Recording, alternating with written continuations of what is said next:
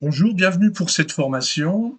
Nous allons voir aujourd'hui une autre utilisation de la simulation dynamique, d'une part, et puis nous allons voir également comment utiliser la fonctionnalité du centre de gravité présente dans Inventor.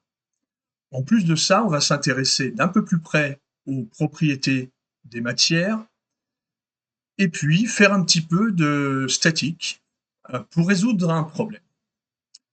Le problème en question est le suivant. Nous avons un contrepoids en acier qui est posé sur une planche. L'idée est de poser cette planche et ce contrepoids sur le sol par l'intermédiaire de la pièce noire, qu'on va appeler sol, et l'ensemble doit être stable à l'équilibre. Donc, comment faire cela? Alors, dans un premier temps, eh bien, nous allons modéliser les différentes pièces. Alors, j'ai préparé un petit peu. Vous allez faire une nouvelle pièce. Cette pièce, vous allez l'appeler planche. Vous allez faire un rectangle de 20 mm sur une épaisseur de 4. Voilà pour l'esquisse. Et ensuite, eh bien, vous allez extruder ceci sur 100 mm. Lorsque vous l'aurez fait, vous allez affecter qu'il s'agit d'une planche en bois, en chêne. Vous pouvez changer la couleur si vous voulez, ça n'a pas une grande importance. Bien entendu, vous sauvegardez cette première pièce. Nous allons ensuite réaliser le contrepoids. Je me permets d'aller assez vite puisque vous pouvez mettre en pause au fur et à mesure pour faire tout cela. Pour ce contrepoids, que vous nommerez ainsi, j'ai pris un carré de 20 par 20. Je l'ai extrudé sur 10 mm. J'ai affecté comme matière acier. Vous pouvez changer la couleur si ça vous chante. Maintenant que nous avons fait ces deux pièces, nous allons regarder d'un peu plus près leurs propriétés. Je vais faire un clic droit sur le mot contrepoids, le nom du fichier, et je vais aller dans e-propriétés. Vous avez un certain nombre d'onglets dans lesquels vous pouvez mettre votre nom, etc. On peut mettre le nom du projet, on peut également mettre différents états, donner différentes informations. Et vous avez ici donc la matière que vous avez affectée, éventuellement vous pourrez encore la changer si besoin. Et juste en dessous, vous avez la densité de la matière, donc ici de l'acier. On va prendre note de cette information pour la suite.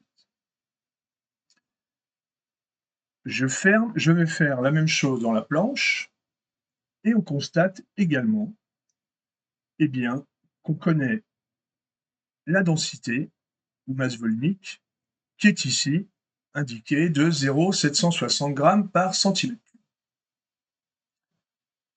ou kilo par décimètre cube. C'est la même chose. Voilà ces informations, on va pouvoir s'en servir tout à l'heure. Nous allons maintenant créer ce que j'ai nommé vulgairement le sol. Alors pour ça, vous l'avez remarqué ici, je vais lui donner une forme pointue qui va me permettre de me poser juste sur l'arête. Alors en réalité, on ne va pas faire une arête, parce que si on fait juste une arête, eh bien, c'est un peu trop compliqué pour Inventor. Le moindre écart de chiffre après la virgule, eh bien, nous serait fatal. Donc on va faire une toute petite arête. Alors, je dis bien toute petite arête puisqu'elle fait 1/10 de millimètre, donc pas une arête, mais un léger plan de 1/10 de millimètre. Sinon, eh bien, on va avoir du mal à faire notre petite expérience. Donc voilà les dimensions. On a une base de 20, une partie plate pour nous simplifier la vie de 2 mm. On a ensuite un triangle isocèle de 60 par 60 par 60 degrés. Et on a ici une distance Voilà, je vais la mettre ici. Donc en réalité, voilà. Donc avec ça, normalement, vous devez pouvoir refaire cette forme.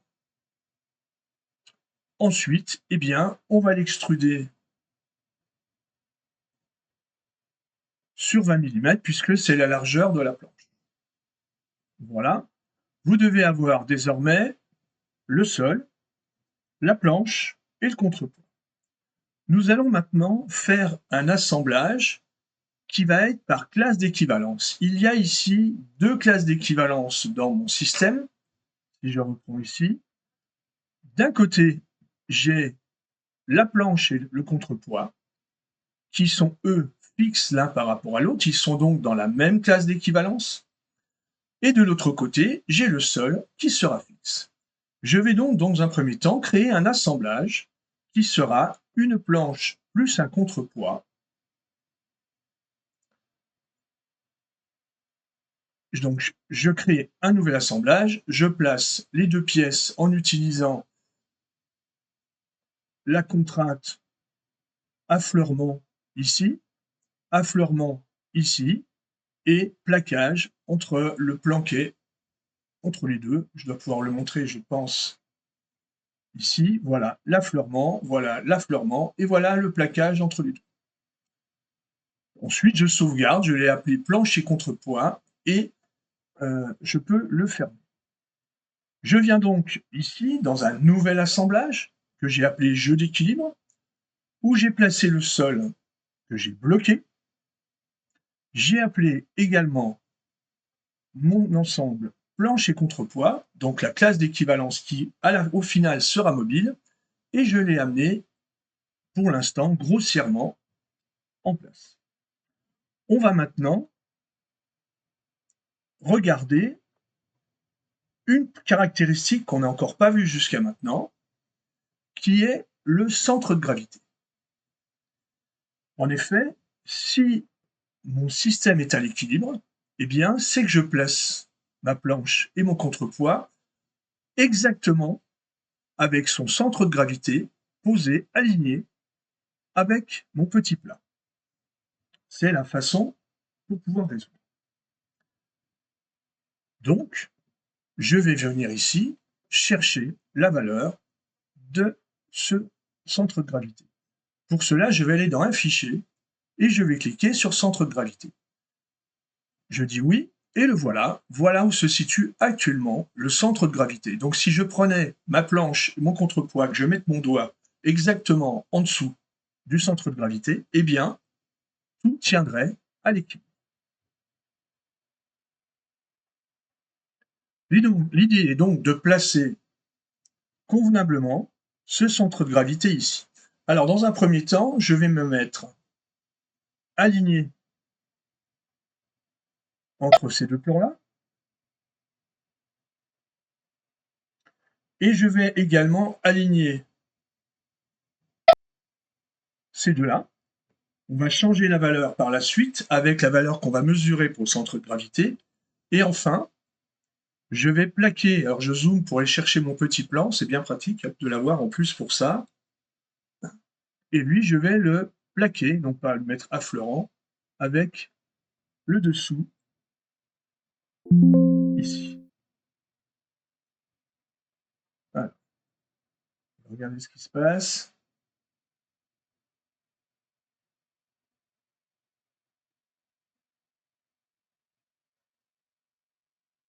Alors, j'avais du mal à cliquer. On va refaire. Donc, je reprends ma contrainte qui est ce plan.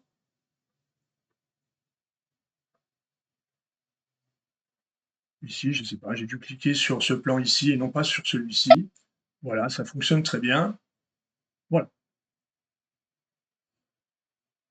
Actuellement, je suis en position d'encastrement. Bien entendu, par la suite, nous changerons cela.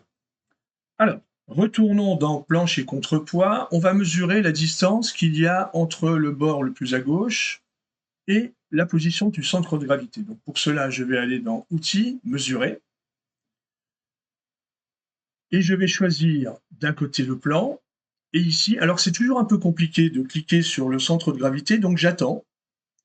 Et ensuite vient ici ce petit ascenseur bien utile, et je vais choisir point de construction. J'obtiens la valeur de 16,489. Je la copie, si j'y arrive. Voilà, copier. Je vais dans mon jeu d'équilibre et je vais donc modifier la valeur d'affleurement ici qui est à 0 et je vais mettre cette valeur. Alors évidemment ça ne fonctionnera pas mais c'est pas grave, on va réfléchir, essayer de comprendre pourquoi. Voilà, donc je mets cette valeur, je fais entrer et d'abord on constate que ça part pas dans le bon sens. Donc je vais mettre une valeur négative. Et la raison pour laquelle ça n'est pas bon, c'est parce que lorsque j'étais à 0, j'avais ces deux plans qui étaient alignés, et non pas la pointe ici. Il faut donc enlever la moitié de la largeur de la pièce. La pièce faisant 20 de large, j'enlève 10 mm, et là, le centre de gravité est parfaitement aligné. Comment en être sûr? Eh bien, je vais l'afficher dans mon assemblage. Voilà, et on constate qu'il est bien parfaitement aligné. Voilà. Nous allons maintenant, je peux l'enlever, c'est pour la place. Nous allons maintenant, eh bien, paramétrer convenablement l'analyse la simulation dynamique pour observer ce qu'il se passe. Alors, dans la simulation dynamique, nous allons cette fois-ci paramétrer de manière un peu plus fine. La première chose que nous allons faire, c'est observer. Actuellement, pour lui, il comprend que les deux pièces sont complètement encastrées ensemble. Ça n'est pas ce que nous souhaitons faire. Je vais donc aller dans Paramètres de simulation et ici dans ce masque, nous allons décocher Convertir automatiquement les contraintes en liaison standard. Et il me demande si je veux conserver les liaisons standards qu'il avait créées automatiquement. Rappelez-vous, lorsqu'on a fait l'assemblage avec le bas carter pour les pignons, il avait compris qu'il y avait deux liaisons pivots. Et bien là, je vais lui dire non, je ne conserve pas ce que tu as fait avant. Appliquer, OK. Alors ça ne change rien finalement, mais ça veut dire que désormais, j'ai complètement la main sur ce que l'on va faire. La première chose que nous allons faire, c'est lui faire comprendre la liaison qu'il y a entre ces deux classes d'équivalence. Le sol est fixe, et ici, en réalité, normalement, on devrait être juste posé sur l'appui linéaire. Je vais donc lui dire de convertir les contraintes entre ces deux classes d'équivalence. Avec cette icône, je clique sur les deux classes d'équivalence. Actuellement, il comprend soudure, ça veut dire un encastrement. Moi, je vais tout enlever. Ça veut dire que c'est une liaison spatiale. Autrement dit, nous avons tous les degrés de liberté entre ces deux pièces. Elles n'ont pas de lien directement. Je fais OK. Je constate que désormais, dans bloqué, je n'ai plus que le sol. Et en liaison standard, j'ai une liaison spatiale entre les deux. Bien, mais dans la réalité, ce bloc-là ne vole pas autour. Il est bien posé. Je vais donc aller dans Insérer une liaison et je vais choisir ici, alors il faut descendre un petit peu, Contact 3D, c'est-à-dire lui dire qu'entre les deux, eh bien, ces pièces, elles ne passent pas les unes à travers les autres. Si elles se rencontrent, il y a un contact physique. Alors, je vais choisir, j'ai l'habitude de le faire, je ne suis pas sûr que ça soit absolument indispensable, mais dans le doute, je vous propose de le faire aussi. Je vais choisir d'une part le plan qui est en contact avec le sol, et d'autre part, je vais laisser ma souris un petit moment ici, et je vais choisir la face de 1/10 de millimètre, le plan, qui est en contact. Voilà, je fais appliquer OK. On peut dézoomer ça.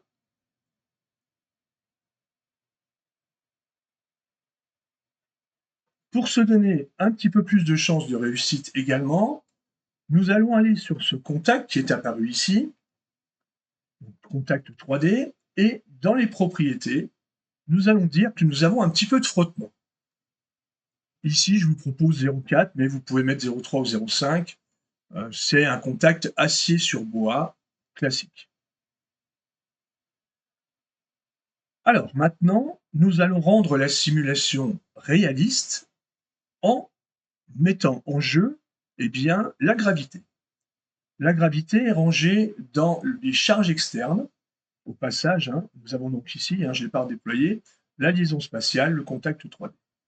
Je vais donc définir la gravité. Pour cela, on peut, eh bien, soit l'affecter à un composant, soit une entité.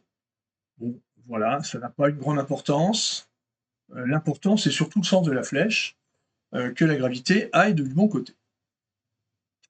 Alors, normalement, à ce stade-là, si j'appuie sur la touche lecture, ma planche et mon contrepoids ne devraient pas tomber. Voyons ce qui se passe. Ah bah si, c'est tombé. Alors, pourquoi? Eh bien, parce que j'ai rentré comme valeur, ici, 6,489. Cette valeur est une valeur qui m'a été donnée par Inventor, qui est une valeur arrondie. Et si on prend la valeur arrondie, eh bien, ça ne fonctionne pas. Il va falloir trouver la valeur beaucoup plus précise. Donc, il va falloir que nous fassions nous-mêmes les calculs. Alors, pour cela, eh bien, je vous ai préparé un petit résumé de la situation qui est là, avec une vue de côté, où on a donc notre sol, on a la planchette bois et on a le contrepoids.